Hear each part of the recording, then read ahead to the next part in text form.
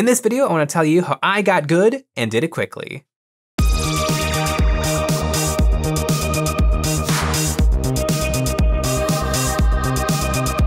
have been painting models since about 2013. I got into this hobby with Warhammer 40k 6th edition, starting with a box of Necron death marks. 9 years of painting, that's not an insignificant amount of time, but really I would say that I've only gotten good at painting in the last 3 years. For the first 6 years of my painting, I only really did army painting.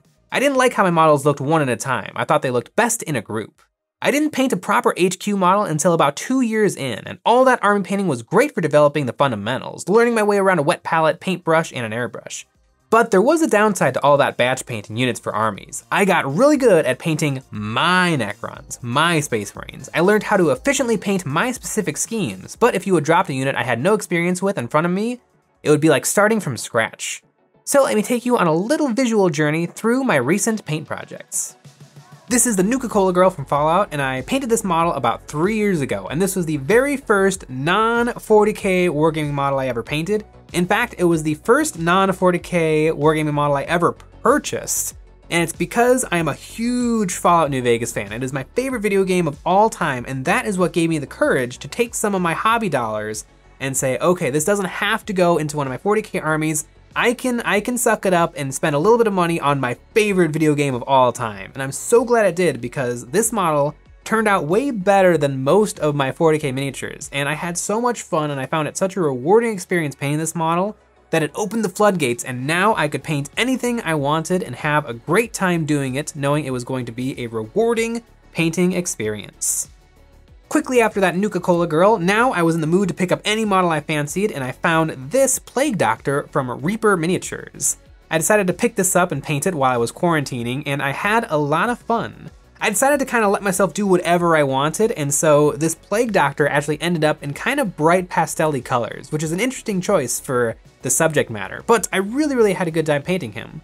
I had a really good time freehanding tiny little skulls on his little bottles of plague, and I had a lot of fun painting this knife. I kind of did it in a little bit of a cartoony fashion that I never would have tried if I was stuck painting my regular 40k stuff.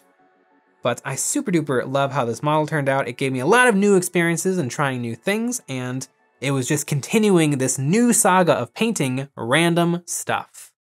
After the Plague Doctor, I picked up some of Cobra Mode's Hanzaki Salamanders. Cobra Mode makes some of the best 3D printable miniatures you can get, and these guys are super duper fun, and I was definitely drawn to them when I saw them. And this guy in particular, I had a great time painting. And because this wasn't tied to any particular war game, I had no plans for using it in D&D or for any gaming in particular, it kind of gave me the freedom to try anything I wanted, and I couldn't really make any mistakes. If this model turned out poopy, I could have just put it in the drawer and forgotten about it forever. But it didn't turn out poopy. I super duper love how this model turned out. I decided to glue him onto a cylinder of wood. I made this space that's exploding ground moving upward as if he's just sprung right out of the earth. I gave him this little chain that's wrapping around his weapon so that it frames him very nicely. And this was the very first model I tried out Games Workshop contrast paints on, and I think it went really well. It was just continuing this new story, this new time in my hobby career, where anything goes. After the playful little exercise of the Hanzaki Salamanders, I picked up on a whim some of Anvil Industries model, and in particular, this EOD gunner. And I really loved this miniature. And I think I was playing a lot of Call of Duty at the time, and so I thought I was gonna do something a little bit more realistic, but I ended up totally not. This guy is super neon and silly, but I absolutely love it. To this day, even though I painted this like over a year ago, I think that this is one of my best miniatures of all time, better than a lot of the newer things that I've painted. I absolutely love how this model turned out. I really got into a flow state with this. I painted this live on camera on one of our YouTube live streams, and I think it turned out great.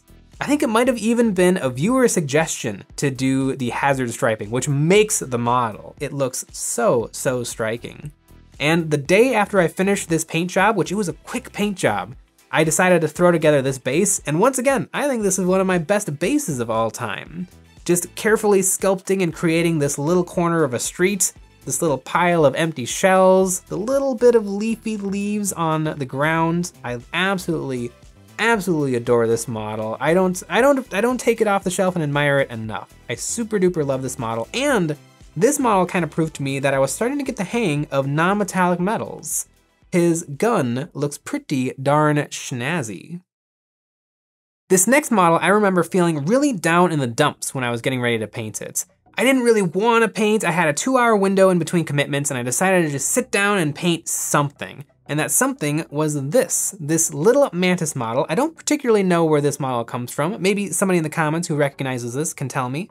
But I decided I was just gonna paint it. I wasn't going to think about it. I was just gonna go for it. I probably had a podcast on and I went for it, and I actually ended up having a really nice time. It totally turned my mood around. I had so much fun.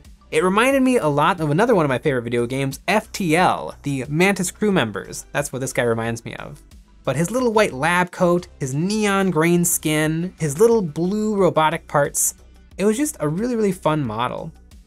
And it definitely has a playfulness to it. It seems to be kind of a trend where when I'm not painting for my grimdark Warhammer, I tend to be a lot more silly and cute with my painting style.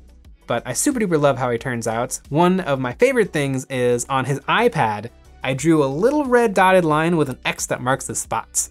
And I think that is a hilarious little detail, and overall, again, not a terribly crazy paint job, not a ton of really, really amazing things being shown off here, but I just like it. It makes me happy.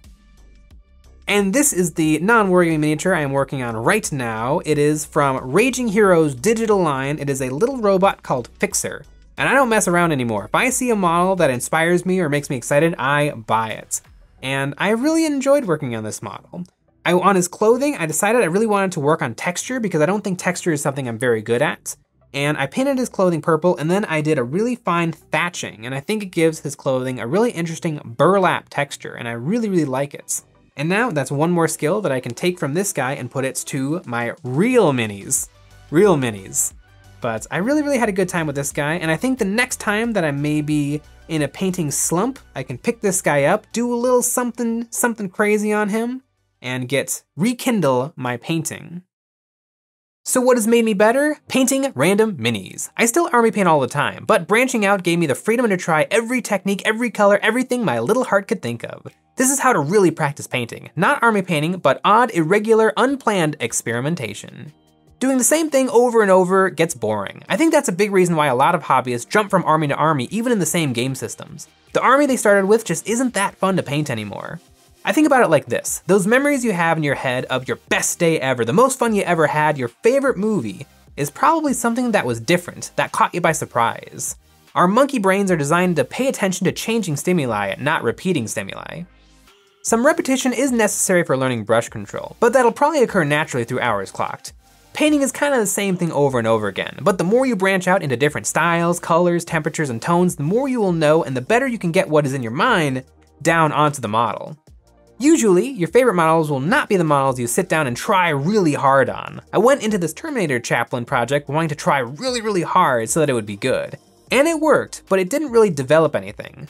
I just put in the time and effort and got this, a good product of my experiences.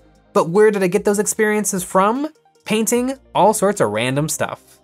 And speaking of this stuff, EOB merch, sweatshirts and t-shirts available on our website in the description below. So I think if you want to level up your painting, try something weird. You don't have to give up army painting, keep painting your white scars, but maybe you can even insert a little variety into that. Maybe if your scheme is typically white with red accents, you can try red with white accents. It'll still look good when they're all together in a group. If you like the videos we make and you want one more a week, we have that over on our Patreon. We also have tons of Wargaming trained STLs and weekly Discord hangouts. If that sounds interesting to you, you can find it in the description below. If you want to learn new things, you have to try new things. Keep an eye out for models that catch your eye. Don't think too hard about it. Don't think about what your army needs or if that new box is a good way to start the Eldar. Just if you see a mini and it sparks a little something inside you, grab it, tear it open, and paint it. It'll probably become one of your new favorite pieces.